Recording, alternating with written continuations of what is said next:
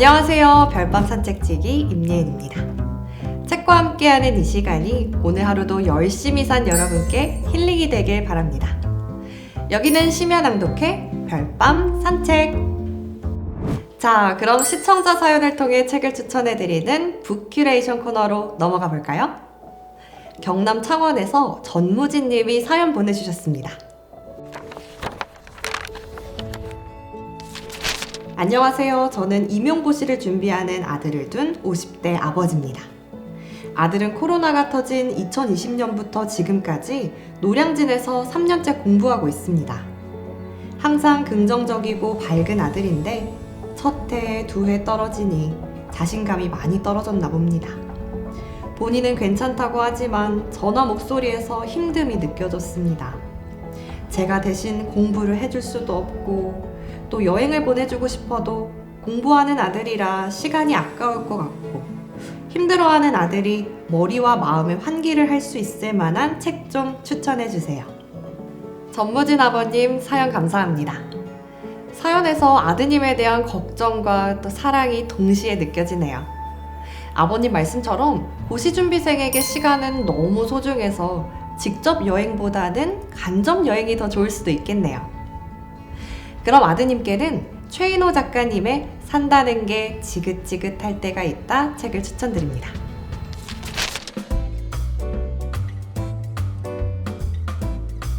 이 책은 20년 동안 홀로 40개국 이상의 나라를 돌아다닌 1세대 배낭여행족 최인호 저자의 여행 에세이입니다. 이 책을 추천드리는 이유는 다른 여행서와 다르게 보는 것, 먹는 것에 집중하기보다는 사유, 곧 띵킹하기 때문입니다. 여행지 곳곳에서 저자가 느낀 인생의 교훈과 함께하다 보면 복잡했던 생각도 시원하게 환기가 되죠. 빛나는 미래를 위해 현재를 인내하며 사시는 모든 분들을 응원합니다. 그럼 산다는 게 지긋지긋할 때가 있다를 들려드리겠습니다. 산다는 게 지긋지긋할 때가 있다. 프롤로그. 여행, 그 떨림에 관하여. 방랑자로 산다는 것, 그것은 고독하면서도 황홀한 운명의 몸짓이다. 사막의 추위 속에서 별들의 따뜻함을 건졌고 아마존 밀림에서 악어의 눈물과 마주쳤으며 페루의 갈대섬 위에서 떠도는 작은 섬이 되었다. 그리고 베트남 원시 부족에게서 원초적인 사랑도 얻었다. 늘 외로웠으며 이방인이었다.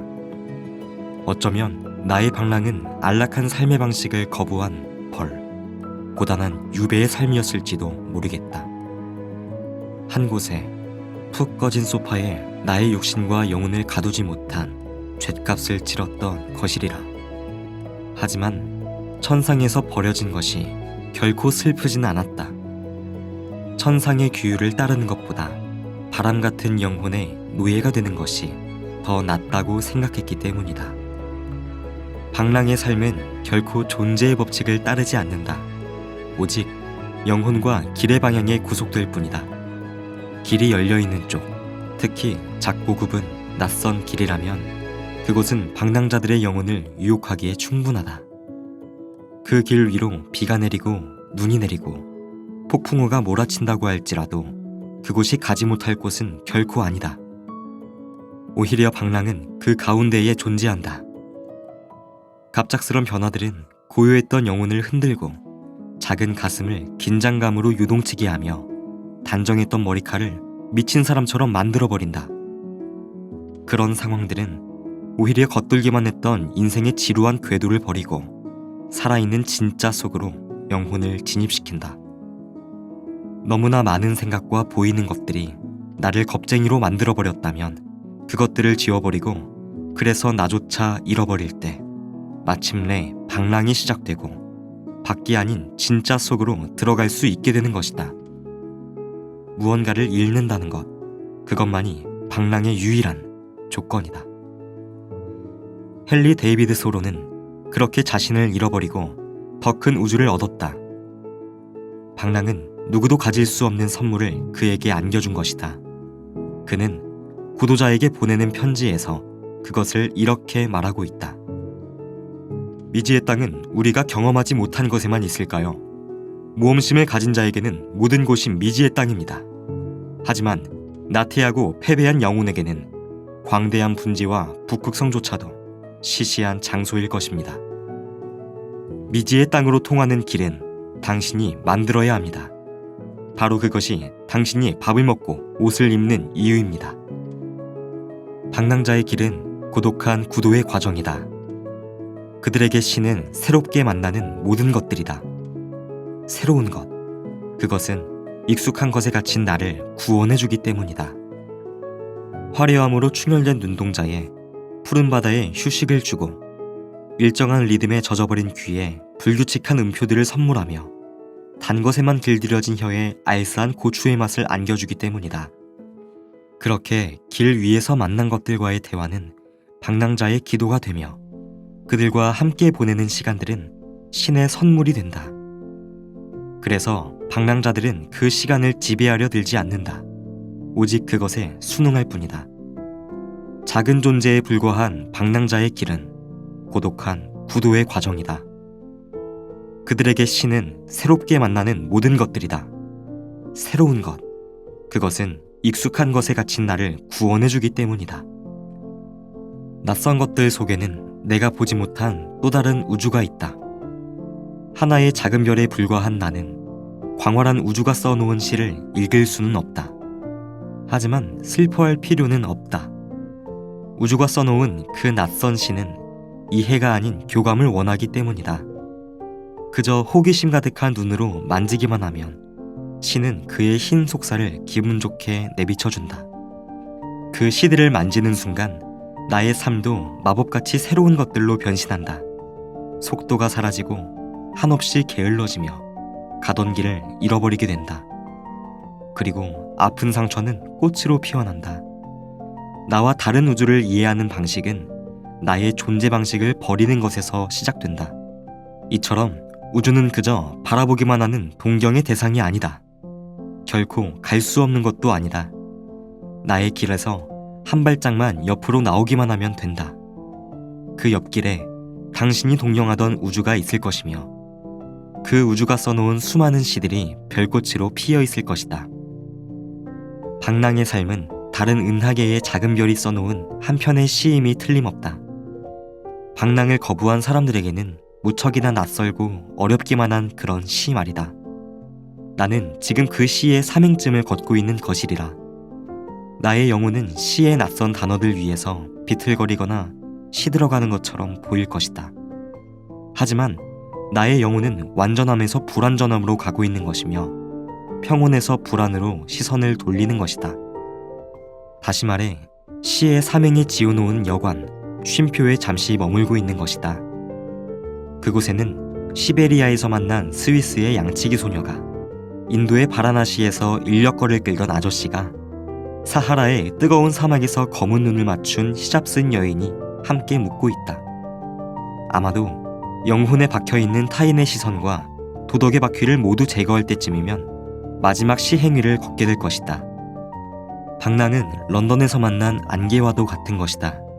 안개는 모든 것들을 꿈으로 만들어버리는 신비의 동화다. 꿈속에서 방황하는 건 꽤나 즐거운 일이다. 하지만 그것은 아주 짧은 쾌락이며 곧 사라질 것이라는 것을 누구나 알고 있다. 하지만 방랑자는 안개가 사라지는 것을 두려워하지 않는다. 안개가 바람의 힘을 빌려 제멋대로 다니면서 사람들을 핥고 나무들을 감추고 건물의 목을 감싸주고 있을 때 안개의 이런 사랑을 거부하는 것은 아무도 없기 때문이다. 안개는 한 곳에 오래 머무르지 않는다. 그것은 꿈과 방랑자의 영원한 옷이 되기 위함이다. 아마도 시인 키플링도 안개 속에 방랑의 영혼을 풀어놓은 목동이었으리라. 그리하여 나는 이업저업 떠돌아다녔네. 때가 되면 보수도 나를 붙잡지 못했지. 쓸모있는 것을 모조리 팽개칠 때까지 내 머릿속에 무엇인가가 모든 것을 뒤흔들어 놓았으니까. 나는 바다로 나와 죽어가는 부두의 불빛들을 바라보았네. 그리고 내 짝을 만났네. 세상을 누비는 저 바람. 키플링, 떠돌이 왕족의 시 2020년 1월 최인호. 일부 감각, 그 환상에 관하여. 하나, 검은 개, 나의 또 다른 이름. 바라나시, 인도. 떨어지는 동전 소리는 상여 소리처럼 서글프다. 태양이 시간을 삼키는 죽음의 공간 바라나시. 40도를 넘는 무더위가 시체를 태우는 장작더미의 불꽃마저 집어삼킬 듯 덤벼든다.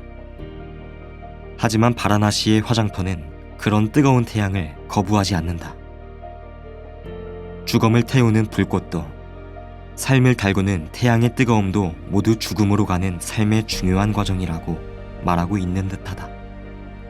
검게 흐르고 있는 겐지스강 위로 삶과 죽음이 함께 떠다니고 있는 것처럼 말이다. 빨래를 하는 안악들, 그 옆에서 신성한 목욕의식을 치르는 깡마른 순례자들, 그리고 사람의 시체를 물어뜯고 있는 물고기들, 타담한 육신들. 과연 무엇이 삶이고 무엇이 죽음이라 말해야 할까? 바라나시의 화장터와 겐지스의 검은 물줄기는 인도의 모든 사람들을 이곳으로 부른다. 자신의 죽음을 이곳에 바치도록 사람들로 하여금 먼 길을 걸어오게 만든다. 그들에게 시간은 죽음을 향해 가는 수단일 뿐 그 이상도 그 이하도 아니다. 살아있다면 걸어야 한다. 바라나시에 쏟아지는 태양과 겐지스의 검은 물줄기 속에 자신의 마지막 시간을 바치기 위하여 조금씩 움직여야 한다. 그리고 활활 타오르는 장작더미 위에 자신의 뼈와 살가죽을 올려놓아야만 한다. 인도의 시간은 오직 이곳을 향해 흐르고 모든 공간도 이곳에서 끝을 맺는다. 화장터와 연결된 좁고 낡은 골목길은 저승으로 연결된 마지막 다리다. 그 다리 위에는 종이장보다 얇은 살들 속에 남겨진 몇 분의 시간들이 작은 깡통을 앞에 놓고 영혼의 백삭을 구걸하고 있다. 이미 그들은 죽은 것이다. 다만 그들의 육신을 장작더미 위에 아직 올리지 않았을 뿐. 땡그랑.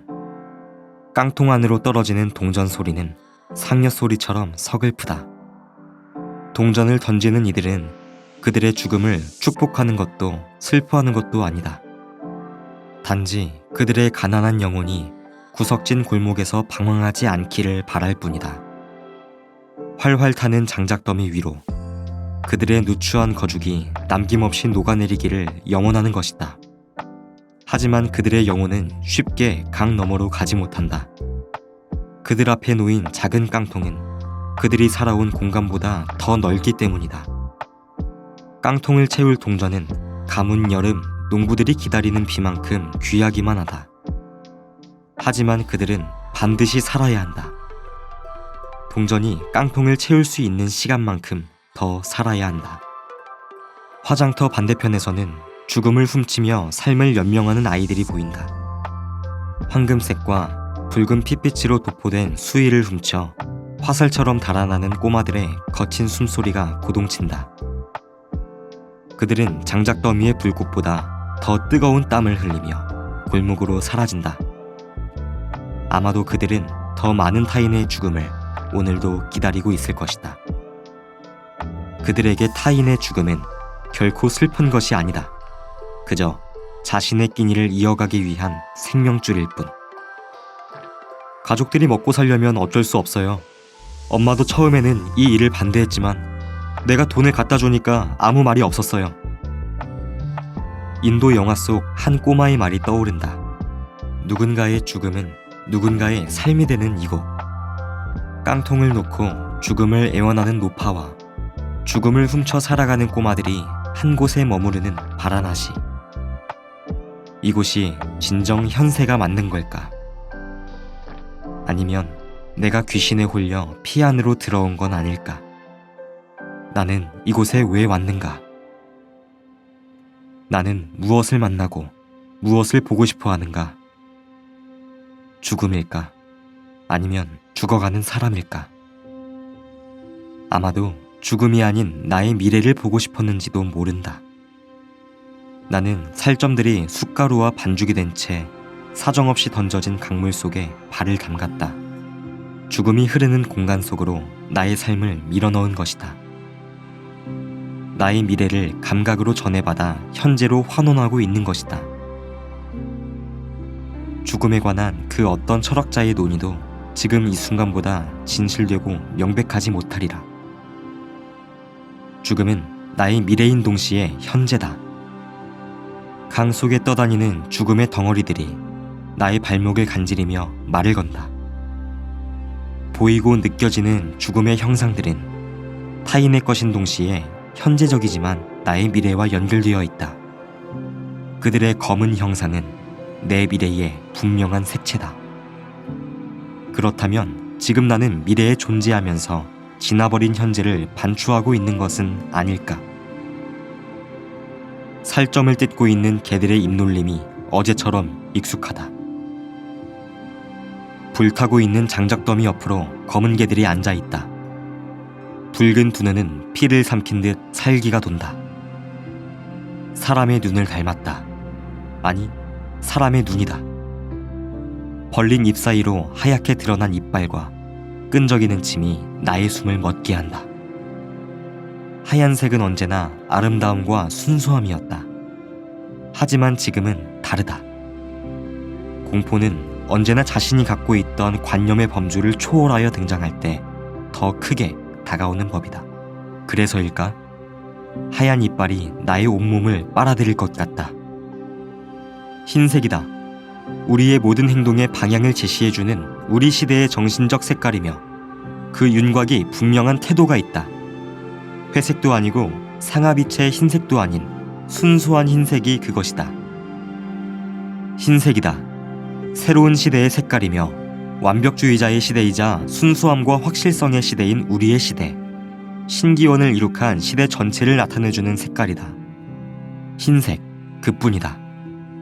우리의 등 뒤에는 쇠퇴와 전통주의를 나타내는 갈색 점묘 화법을 나타내고 푸른 하늘, 초록빛이 도는 수염을 가진 신들, 그리고 유령 숭배를 나타내는 청색이 있다. 흰색, 순수한 흰색이다. 판두스 뷰르흐 선언문 중에서 나는 죽음보다 하얀 이빨을 가진 저 검은 개들이 더 두렵다. 하지만 개들은 나를 의식하지 않는다. 나의 어떤 움직임에도 그들의 시선은 흔들리지 않는다. 그들의 눈은 오직 장작더미 위를 향해 있을 뿐이다. 저 검은 개들은 어떤 몸짓이나 눈짓으로도 나를 위협하지 않는다. 하지만 나는 그들을 두려워하고 경계하고 있다. 이처럼 공포는 대상이 가지고 있는 것들과 상관없이 내가 만들어가는 관념의 허상이다. 그럼에도 인간은 수많은 것들로부터 스스로 두려움을 만들어낸다. 아주 작은 바퀴벌레를 발견하는 순간 공포감에 휩싸여 한 발짝도 떼지 못하는가 하면 내 몸집보다 훨씬 거대한 코끼리를 보면서도 환하게 웃곤 한다. 우리에게 더 큰 위협을 가할 수 있는 것은 바퀴벌레가 아닌 코끼리임에도 불구하고 우리는 자신이 만들어낸 바퀴벌레의 부정적 관념에 포로가 되고 만다. 더구나 인간은 형상이 존재하지 않는 것들에게조차 공포를 느낀다. 그것은 바로 죽음이다. 죽음은 분명 우리의 관념일 뿐 공포를 유발할 만한 형체가 존재하지 않는다. 소크라테스 역시 이런 나의 생각에 동조했으리라. 죽음을 두려워한다는 것은 누군가가 지혜롭지 않으면서 지혜롭다고 생각하는 것과 다르지 않다. 그것은 자신이 모르는 것을 알고 있다고 생각하고 있기 때문이다. 어느 누구도 죽음이 인간에게 올 수 있는 축복 중에 가장 큰 것이 아닌지를 알지 못하는데 그들은 죽음이 인간에게 닥칠 수 있는 최악의 것처럼 두려워하기 때문이다. 이는 알지 못하면서 아는 것처럼 생각하고 있다는 점에서 가장 비난할 만한 태도이다. 플라톤, 소크라테스의 변명 중에서 그렇다면 우리가 가장 두려워하는 죽음을 무덤덤하게 삼키고 있는 저 개들은 무엇인가? 그들이 뜯고 있는 것은 인간의 살점인가? 아니면 인간이 두려워하는 죽음의 관념인가? 죽음의 관념을 뜯고 있는 것이라면 우리가 가장 두려워해야 하는 것은 분명 저 개들이다. 인간이 가장 두려워하는 그 관념이 개들에겐 절대적인 기쁨이기 때문이다. 사람의 살점을 뜯고 있는 개들의 입놀림이 어제처럼 익숙하다. 주위를 살피며 음식을 독차지하려는 욕망도 낯설어 보이지 않는다. 그들의 행위가 인간의 삶과 너무 닮아 있다. 그들의 가쁜 숨소리, 그들의 이빨이 인간의 뼈와 부딪히는 소리가 나의 심장에서 고동쳐 울린다. 나는 정신없이 뛰는 심장을 진정시킬 수 없다. 나의 심장 소리를 들었는지 피로 물든 그들의 눈동자가 나를 쳐다본다. 그들만의 축제는 쉽게 끝나지 않았다. 먹다 남은 시신의 뼈 조각과 흙으로 범벅이 된 살점들을 이리저리 굴리며 논다. 배부른 자들의 여유로움이 그대로 드러나는 광경. 까마귀가 내려와 자신들의 먹잇감을 쪼고 있어도 관대하게 바라볼 뿐 개의치 않는다. 며칠 동안 그들은 나의 악몽 속 주인공이 되어 나를 괴롭혔다. 지금 내가 바라보는 현상들이 현세에 존재한 것들이 분명한가? 혹시 불교에서 말하는 지옥의 아수라는 아닐까?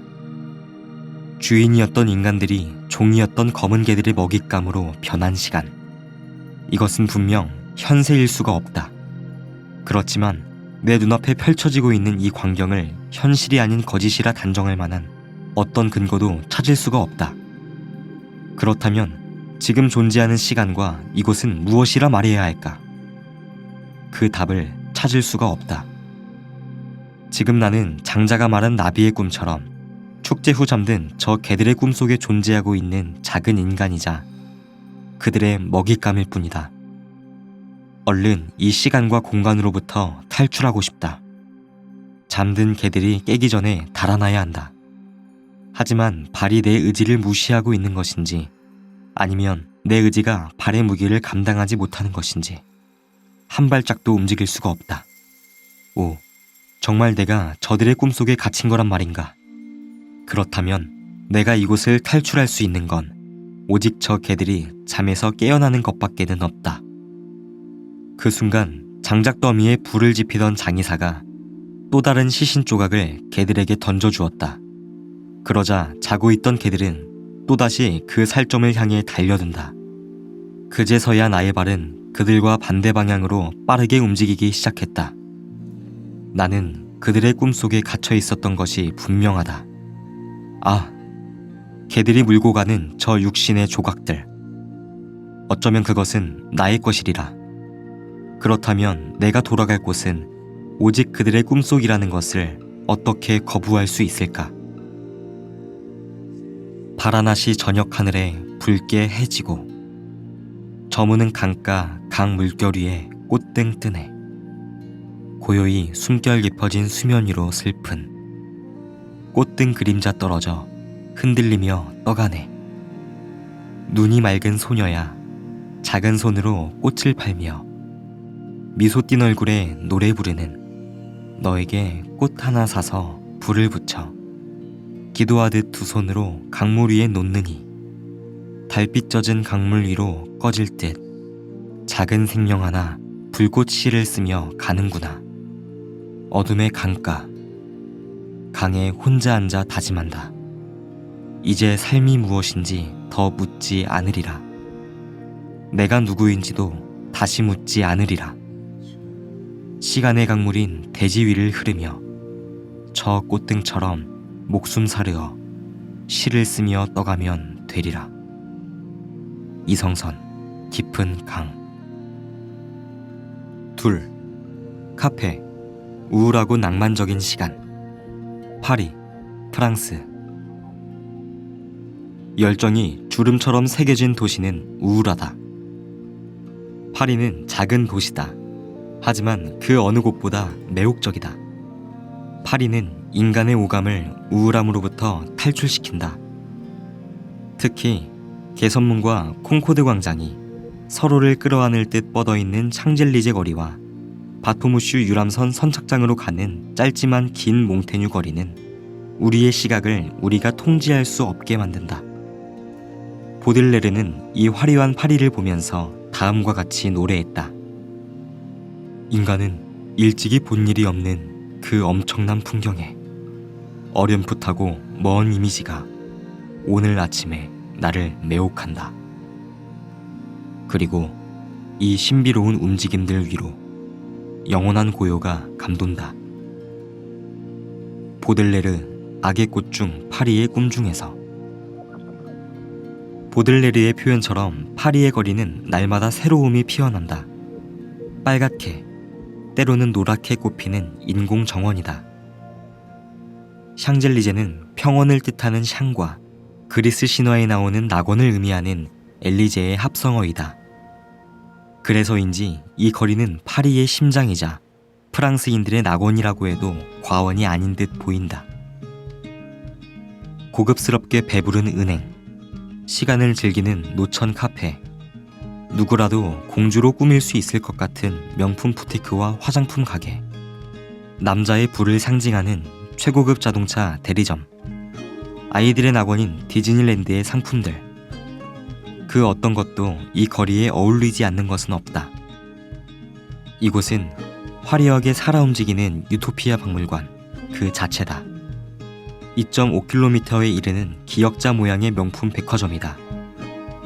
이 거대한 백화점의 입구는 나폴레옹이 만든 승리의 개선문이며 출구는 양손 가득 명품을 거머쥔 부르주아들이 걸어나오는 콩코드 광장이다.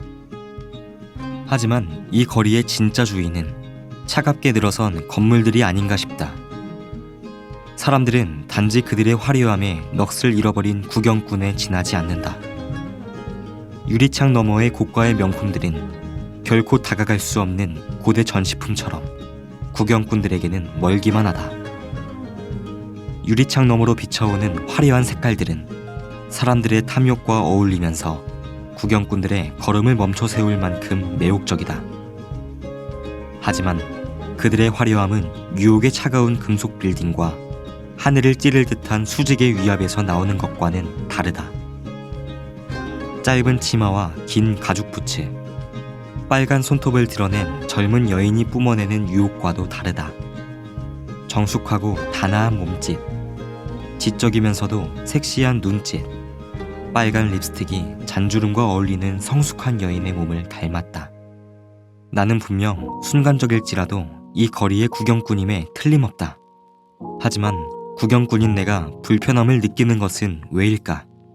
일반적으로 구경꾼은 구경을 당하는 대상보다 우월한 위치를 점하고 있는 주체적이며 능동적인 존재다.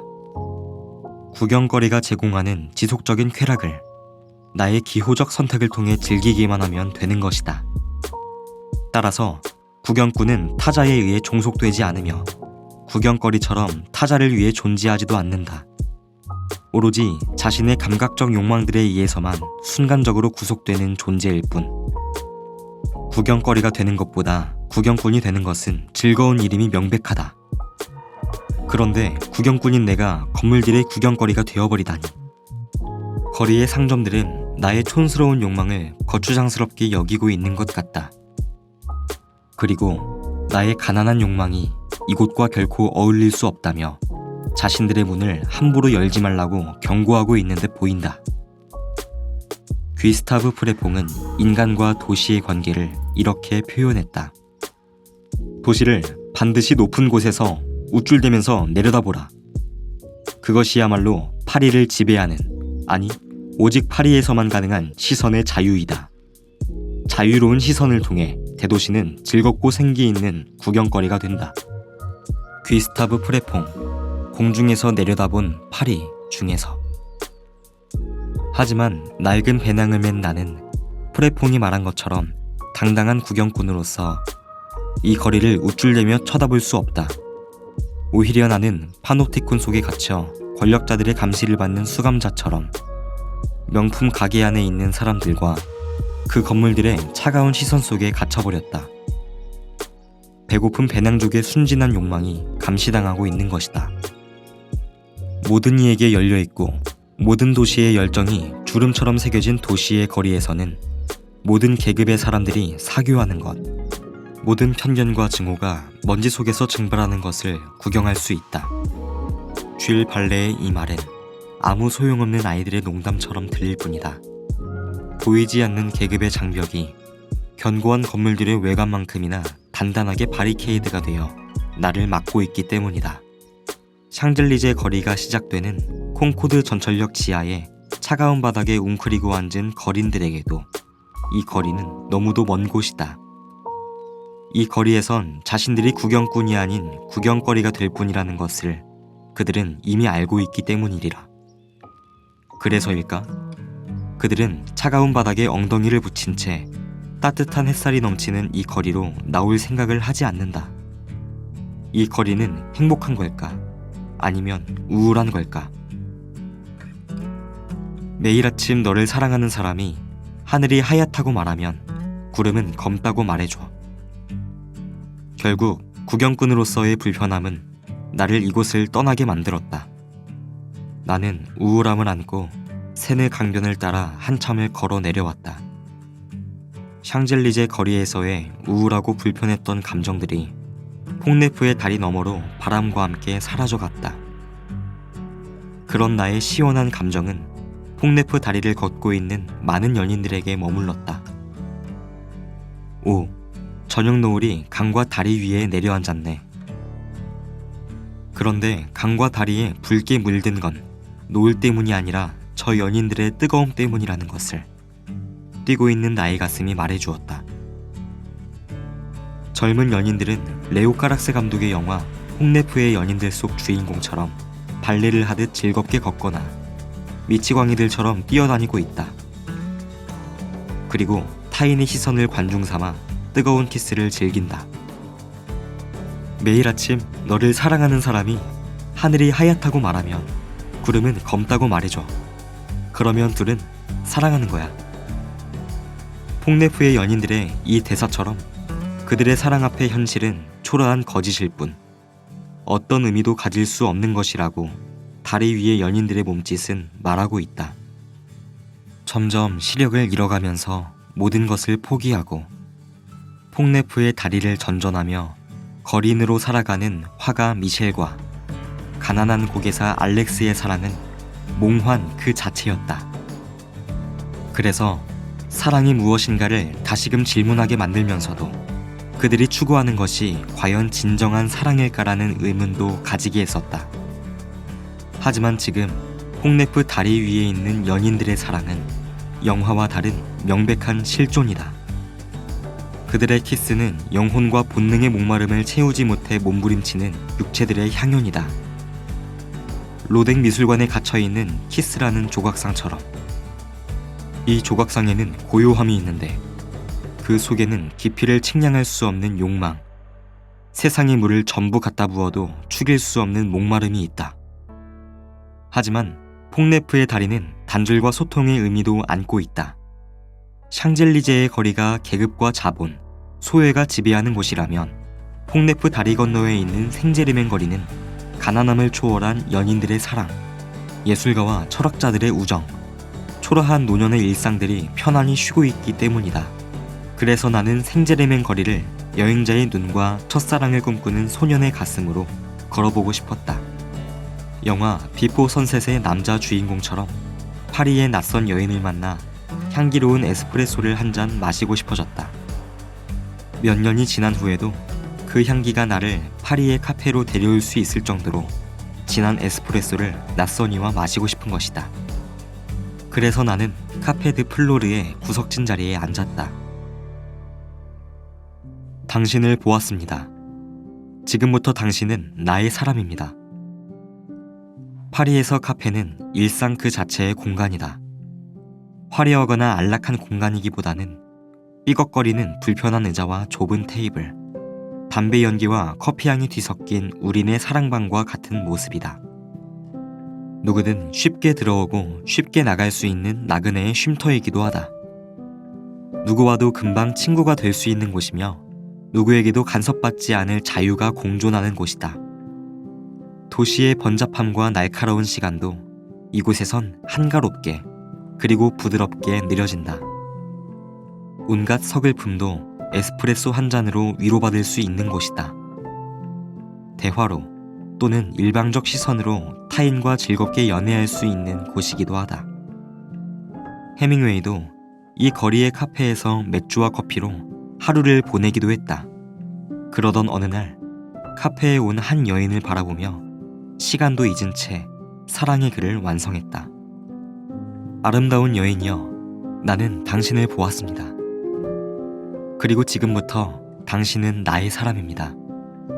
설령 당신이 누군가를 기다리고 있든 당신을 다시 볼 수 없다는 생각이 들든 당신은 나의 사람이고 파리의 전부이고 나의 것입니다. 그리고 나는 이 노트의 것이고 이 연필의 것입니다. 나는 마지막 문장을 다시 읽었고 눈을 들어 그 여인을 찾았다. 그러나 그녀는 이미 떠나고 없었다. 해밍웨이, 파리에서 보낸 7년 중에서. 내가 지금 앉아있는 카페 드 플로르는 철학자 사르트르와 그의 애인이자 계약 결혼의 상대자였던 보부아르가 커피를 즐겼던 곳이다. 시끄럽고 번잡한 이 카페에서 두 사람은 글을 쓰고 토론을 하며 영원한 사랑을 꿈꾸었다. 사르트르는 다음과 같이 말할 정도로 이 카페를 사랑했다. 나에게 카페 드 플로르에 이르는 길은 자유에 이르는 길이었다. 두 사람뿐만 아니라 롤랑 바르트, 앙드레 말로도 이 카페의 단골이었다. 신성하다고 할 감동 없이는 플로르의 이 무거운 장소에 들어갈 수 없었다. 왜냐하면 그곳에는 신화적인 인물들뿐 아니라 카페의 테이블 위에서 세기를 만든, 지금은 실체가 없어졌다 하더라도 실제하고 있는 많은 사람이 있기 때문이다. 오늘날 나이 많은 장인들은 마치 그것이 대사건, 자기들의 존재의 양식, 더욱이 에고이즘에 파도치는 큰 바다로 나아가기 몇 시간 전에 매일 정박한 항구였던 것처럼 플로르 이야기를 한다. 두랑부발, 카페 드 플로르 중에서 피카소와 조르주 바타유의 연인이자 전위적 초현실주의 사진작가 도라마르의 사랑이 시작된 곳은 내가 앉아있는 카페 드 플로르 옆에 있는 카페 레두마고였다. 이 카페에서 도라마르는 초면인 피카소 앞에서 테이블 위에 자신의 하얀 손을 올려놓고 손가락 사이로 칼을 찌르는 위험한 장난을 시작했다. 그리고 그녀의 하얀 손은 붉은색으로 물들었고 그것은 피카소의 마음을 광기로 몰아넣었다. 입체주의 화파에 걸맞은 사랑의 시작이었다고밖에 말할 수 없는 사건이었다. 그 후 도라마르는 피카소의 작품에 뜨거운 영감을 불어넣어주는 가장 중요한 존재가 되었다. 우는 여인과 파리 피카소 박물관에 소장되어 있는 도라마르의 초상화가 바로 그녀를 그린 그림이다. 도라마르의 초상화는 박물관보다 카페 레두마고의 벽에 걸려 있어야 하지 않을까 하는 생각까지 문득 든다. 나는 에스프레소 한 잔과 치즈 샌드위치 한 조각을 주문했다. 카페는 사람들로 넘쳤다. 여행자들과 마을 사람들, 노인들과 젊은이들, 점잖은 중년의 남성들과 빨간 입술의 아가씨들, 넥타이를 맨 직장인과 허름한 작업복을 입은 노동자, 그리고 고독하게 하지만 편안하게 책을 읽고 있는 할머니, 무언가를 열심히 쓰고 있는 작가 같은 중년의 여성, 모두가 에스프레소 한 잔에 행복해하는 모습이다. 그래서인가 달가닥거리는 커피잔 소리는 햇빛방울이 치는 피아노 건반 소리처럼 들린다. 나는 커피를 마시기 전에 다른 사람들이 그랬던 것처럼 커피잔을 코로 먼저 가져갔다. 그리고 한 모금 마셨을 때 발자크가 커피에 관하여에서 한 말을 이해할 수 있었다. 그것은 목구멍을 부드럽게 쓰다듬으며 움직이게 만든다. 새로운 생각들이 저절로 떠오른다. 논리의 대포가 전진하고 재치의 화살이 공기를 가르며 날아간다. 발자크, 커피에 관하여 중에서. 밤 9시가 되어서야 나는 자리에서 일어섰다. 그동안 나는 카페 안에 있는 사람들과 카페 앞 길가로 지나가는 사람들을 구경했다. 카페에 앉은 나는 샹젤리제 거리에서와는 달리 편안한 마음으로 구경꾼이 될 수 있었다. 모든 것들이 나의 구경거리가 되었으며 누구도 나의 이 행위를 방해하거나 무시하지 않았다. 방해꾼이 있었다면 그것은 고독과 시간의 흐름뿐이었다. 만약 여행이 끝난 뒤 허전함을 느낀다면 그것은 아마도 생제르맹 거리의 카페에 앉아 커피를 마시고 있지 않기 때문일 것이다. 그리고 햇빛 좋은 날 인사동 거리를 아무 생각 없이 홀로 걷고 있다면 그것은 분명 카페드 플로르의 향기로 몸살을 앓고 있는 중일 것이다. 해밍웨이의 말처럼 파리는 지금도 나의 곁에 머물고 있다. 만약 당신이 젊은이로서 파리에서 살아보게 될 행운이 충분히 존재한다면 파리는 이동하는 축제처럼 당신의 남은 일생 동안 당신이 어디를 가든 당신과 함께 머무를 것이다. 해밍웨이, 파리에서 보낸 7년 중에서. 셋, 탱고, 하나를 향한 뜨거운 몸짓. 부에노스아이레스, 아르헨티나. 갈라진 시간 위에서 보랏빛 여인과 탱고를 추다. 리우데 자네이루의 보석 같은 야경을 뒤로하고 아르헨티나 부에노스아이레스행 비행기에 올랐다. 심하게 흔들리는 비행기에서도 부에노스아이레스에 대한 기대감은 사그라지지 않았다. 축구와 탱고의 나라 아르헨티나, 그리고 아르헨티나의 뜨거운 심장 부에노스아이레스. 공항은 낡고 초라했지만 한낮의 태양은 송곳으로 찌르듯 따갑게 나를 반겨주었다. 축구와 탱고의 열정이 이 뜨거운 태양으로부터 잉태되었음을 날씨는 소리 없이 말해주고 있다. 그리고 부에노스아이레스의 도심은 가로수 핫가란다의 짙은 보랏빛으로 물들어 있다. 처음 만나는 강렬하고 매혹적인 핫가란다의 보랏빛 꽃잎들에 나는 숨을 쉴 수가 없다. 마치 너무나 아름다운 여인이 뜨거운 시선으로 나의 온몸을 핥는 것처럼 나는 현기증이 난다. 나는 더 이상 버스에 앉아 있을 수가 없었다. 핫가란다와 나의 거리가 버스의 유리창으로 인해 너무나 멀게만 느껴졌기 때문이다. 버스에서 내린 나는 정신을 놓아버린 사람처럼 핫가란다를 바라보며 마냥 웃고 서 있었다. 그리고 보르예스의 짧은 단편 전체와 무에서처럼 나의 존재는 환영과 실제 사이를 끝없이 오가고 있었다. 나 또한 나 자신이 아니다. 나는 마치 내가 너의 작품을 꿈꾸었던 것처럼 세계를 꿈꾸었지. 그리고 내 꿈의 형상들 속에 마치 나처럼 수많은 존재이기도 하고 동시에 아무도 아닌 내가 존재하고 있는 거지. 보르예스, 전체와 무 중에서. 이 미치도록 매력적인 보랏빛 꽃 속에 우주가, 부에노스아이레스가, 그리고 나의 설렘이 담겨 있듯이 그렇게 나는 끝없이 갈라지는 시간과 공간의 환영 속에서 헤매고 있다. 나는 부에노스아이레스의 보라색 꽃에 취해 길 위에 멈춰선 채 웃고 있지만 또 다른 시간의 갈래 속에서 보라색 입술의 여인과 탱고를 추며 사랑을 나누고 있는 것이다. 여러분은 어디를 제일 가고 싶으셨나요? 저도 꼭 가고 싶은 곳을 마음에 품게 되는데요. 여러분도 사는 게 참 지긋지긋해지는 순간 마음속 그곳을 상상하며 기분을 환기해 보셔도 좋겠습니다. 이제 어느덧 인사드릴 시간이 됐는데요. 여러분의 이야기를 여기 아래 방법으로 보내주시면 또 저는 그에 맞는 좋은 책을 들고 찾아오겠습니다. 감사합니다.